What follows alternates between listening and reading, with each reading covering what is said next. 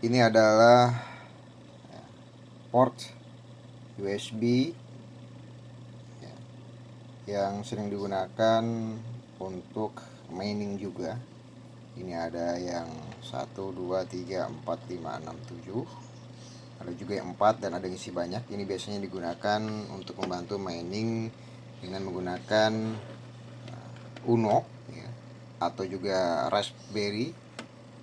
Buat teman-teman yang suka mining dengan Raspberry dan Uno, biasanya ini dipakai ya. Ini model yang kecilnya, dia ada saklarnya buat nyalain. Ini yang kecolok, kalau diginikan dia akan mati.